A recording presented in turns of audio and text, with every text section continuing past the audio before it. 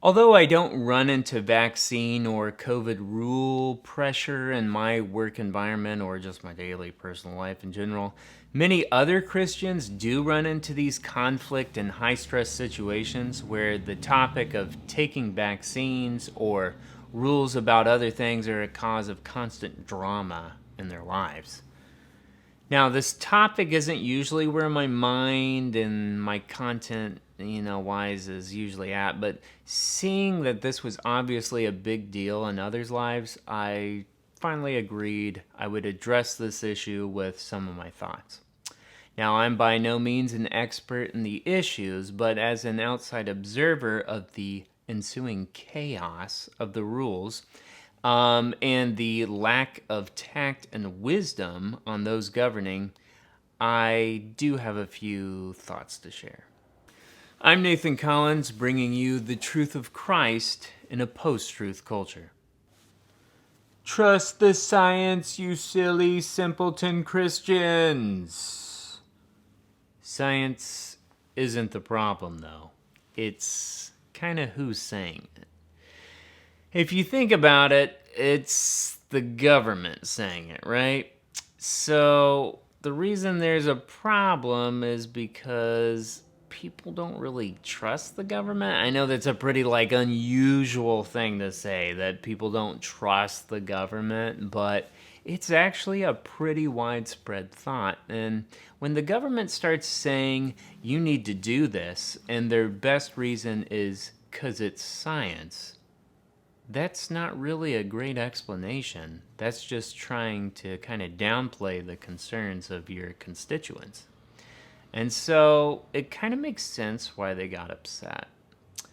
And it also reminds me of, I don't know, like the book Animal Farm, where the government, run by the pigs, if you've ever read the book, tries to ease the concerns of the other animals as to why they are stealing the best for themselves by saying, well, it's just science that pigs need all these things because of their big brains that do all the thinking. So this is kind of why people are suspicious when you just say, just science. What does that even mean? What is the science? Explain. Show us the evidence. Show us the facts. Don't just say, it's science. Believe us. That's not even a scientific argument, nor a very good one or logical one. Another reason people have lots of problems with what's going on and some resistance to the COVID rules or whether to take a vaccine or mask or whatever is just the simple fact that there's a lot of contradictions happening from the authority figures. What the CDC says, then what your governor says, then what your local village says, then what your county says. There's all these different ideas as to what you should do, what are the restrictions, what are they allowing, and it just never seems to be on any same thought or same plan. It's just different and it changes all the time, and it's like, well, why was this wrong then and now today it's good, and tomorrow what's it gonna be? When you're this contradicting machine for over a year, people begin to doubt whether you actually know what you're talking about, and I don't really blame them. One definite wrong move: if you're talking to a large group of people who are thinking that there's some sort of conspiracy or that somehow there's something subversive going on, and you decide to answer those feelings in those people with demands that they should just do it or that they need to do it and that there's no discussion, you just need to do this, and if you don't do it, you're a bad person, that makes them more untrustworthy about what you just said. When you're trying to force people to do things, they begin to think maybe my suspicions are right, because why would they try to force me to do this or that if it was really that great?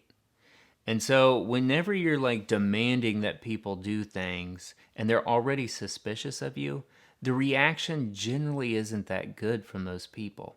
And so if you're the government and you're really trying to reach those people groups, it doesn't make sense to just drop the hammer down on them and say, you have to do it. End of discussion.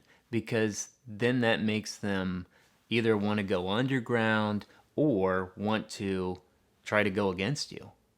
And I don't see how that plan's going to work. And that's been one of my observations throughout this time of rules and masks and vaccines and what's said. It's just no patience, just do what we say, no questions. And that's a great recipe for disaster.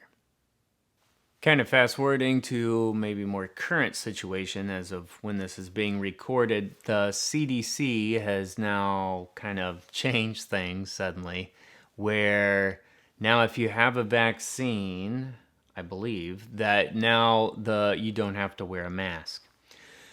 While other government bodies have not made the same rules, and so there's a bit of now this confusion as to whose rules we follow, or when I go into this store or that store, exactly whose rules am I supposed to follow? Do I follow CDC? Do I follow county? Do I follow that store's rules?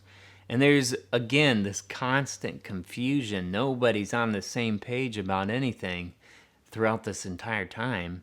And also the confusion as to how is it now okay not to wear a mask if you're vaccinated, but a day ago it was not, or a week ago it was not. Like, don't they know that if their stuff works, then why say that? And this, again, just feeds into the confusion of anybody who's skeptical about what the vaccine is or whether masks work or what have you. When this is the way everything's done, it really doesn't surprise me that people are very untrusting of what they hear. All right, so another big piece to this whole conversation of masks and vaccine and all these CDC requirements or whatever, all the things that go along with COVID. Also comes in, at least in the Christian world, to the mark of the beast talk. That's been something that's kind of always floated along through there. And first I'll remark on, again, the tact by the government or other ruling groups. When they say things like, you might not be able to get into an airport without having proof of a vaccine, and maybe we should have some identification thing. And you might not be able to buy or sell things. To me, it's like, know your group. Know who you're talking to. If this group, which I've heard it often said, that's white evangelicals that aren't taking the vaccine or aren't listening and all this stuff, if that's the group you're trying to reach, and then you're making rules that directly fulfill the prophecy that they believe is supposed to happen, and you are literally playing that part, you are walking right in to this belief that you're the bad guy. If you're the government, you should at least take some time to know the beliefs, know the thoughts of the people you're trying to get to agree with you, that you're trying to convince. Of course, you'd have to actually hope to want to talk to them for this to even be possible. But say you wanted to convince them, say you wanted to really seek them to change their minds, don't play the exact part of what it says in Revelation 13 of doing the things of stopping selling at the airport, having a card, or having some identification on your phone. You are playing the part that they expect you to play. And it's just a self-fulfilling prophecy that doesn't need to be. And again, it's this, I've got to come in hard because I'm the government and I got to show people what's up. That's not the best way to govern. That has never been the best way to govern. And that is a recipe, again, for disaster. Now, to the Christian side, talking to those who believe it is the mark of the beast to take the vaccine. This view is wrong. So the vaccine or mask, or I don't know if there's any other things that people are saying, but I've heard these things floating around. The mark of the beast is none of those things. And the reason it's not is because of the Bible. When you look at the passage in Revelation 13, and I'm going to read through it, there's a lot of other things that have to happen. And so the context of the chapter doesn't really fit with what's going on. Now, you could say, it's an anti-Christian spirit, what's kind of going on right now with churches being persecuted and stuff like that. And you might have a point there, but I don't think that you might say it has the spirit of that, but it's not Revelation time. It's not that situation that's happening, at least by the events described right now. And so I think that view doesn't fit. It just doesn't fit the context. And so we'll read Revelation 13 here, and we'll kind of look at it. All right, so coming into the context here of Revelation 13, the beast is being described, and the false prophet and all these things, and there's like wonders and miracles and like all this stuff's happening. The world's kind of coming to him. And so there's a lot of that already happening before you're getting to the mark of the beast part. So I would say none of that has happened. There isn't like this amazing figure or whatever that's supposed to be. It's supposed to be pretty amazing and mind-blowing and something that's really obvious going on. And I really don't see that. I don't see any leaders that are anything like what's being described there in Revelation 13. So here's the context of, as you're kind of going through the chapter, starting at verse 11. And I behold another beast coming up out of the earth, and he had 2 horns like a lamb, and he spoke as a dragon.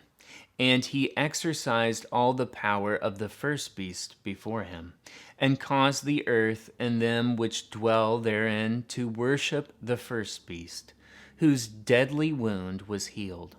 And he does great wonders, so that he makes fire come down from heaven on the earth in the sight of men, and he deceives them that live on the earth by the means of those miracles which he had power to do in the sight of the beast. Okay, so listen to all that stuff. That stuff hasn't happened yet. So, that's what I mean by the context. And we're not even to the mark of the beast part.